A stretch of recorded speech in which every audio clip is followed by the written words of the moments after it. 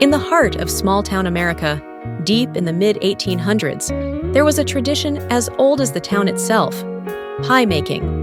For the Whitfield family, this wasn't just baking, it was a legacy passed down from generation to generation. And at the center of it all was young Abigail Whitfield, the latest in a long line of pie masters. Abigail stood in her family's cozy kitchen, her hands expertly kneading dough, the scent of apples and cinnamon filling the air. Her grandmother, Grandma Mildred, sat nearby, watching with a knowing smile. The kitchen was more than a place to bake. It was a place where stories were told, where the past and the future were woven together like the crust of a perfect pie. "You're almost ready, my dear," Grandma Mildred would say, her eyes twinkling with pride.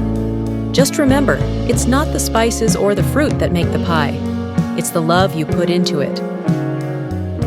But as Abigail prepared for the town's annual Harvest Festival pie contest, there was talk of change in the air. A newcomer had arrived, and with her came something the townsfolk had never seen before: refinement. Her name was Mrs. Eleanor Harper, and she came all the way from Boston, bringing with her an air of sophistication and an elegant style of baking that dazzled the eye. Eleanor's pies were beautiful, ornate creations, with intricate latticework and flavors no one in the town had tasted before. And just like that, the town was divided. On one side stood the tradition of the Whitfields, with their simple yet beloved apple pies. On the other, the allure of something new, something different. The tension between Abigail and Eleanor wasn't just about pies. It was about what they represented: the old versus the new, tradition versus innovation. As the Harvest Festival approached, the town square buzzed with excitement. This year's contest was going to be one for the history books. The judges weren't just looking for taste, they were looking for something that captured the spirit of the times. And Abigail knew it. She felt it. With every slice of dough, with every apple peeled, she wondered, should she stick to her family's recipe, tried and true? Or should she take a risk, add a new twist, and step into the future? The night before the contest, Abigail found herself alone in the kitchen, staring at the ingredients before her. The familiar warmth of the hearth flickered on the walls, casting shadows that seemed to dance with her thoughts. In one hand, she held an apple, the same kind her family had used for generations. In the other, a jar of exotic spices, something Eleanor might use to wow the judges. "What do I do?" she whispered, as if the kitchen itself could offer an answer. And then, in the quiet of that moment, she remembered Grandma Mildred's words.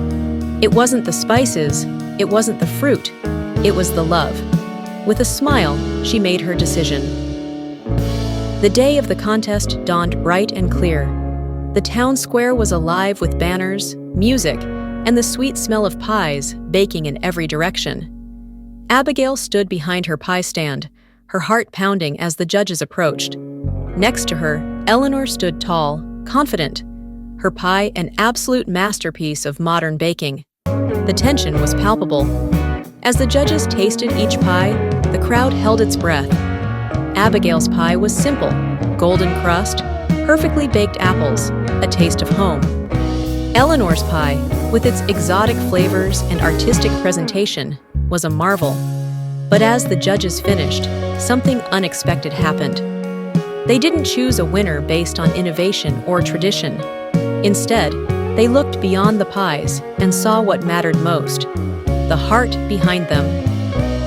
In the end, Abigail and Eleanor found themselves standing side by side, not as rivals, but as two women with a shared passion for baking. Eleanor smiled and extended her hand. Abigail took it, understanding that while pies might change, the love and the community they brought together would always remain the same. It was never about the pie, Abigail realized. It was about the people. And so, that day, the Whitfield legacy continued, not just through a pie, but through a lesson passed down from one generation to the next. Tradition isn't about resisting change, but about finding a way to bring the past and the future together. As the festival carried on into the night, Laughter filled the air, pies were shared, and the Whitfields knew their story would live on. Not in the ingredients, but in the love that made it all possible. And so, we leave the Whitfields for now. But their story, like a perfect pie, will always be ready for another slice. Remember, every recipe has a story. What's yours? Call to action. For more stories like this one, where food, family, and history collide, subscribe to our channel and join us on a journey through the sweetest tales of America.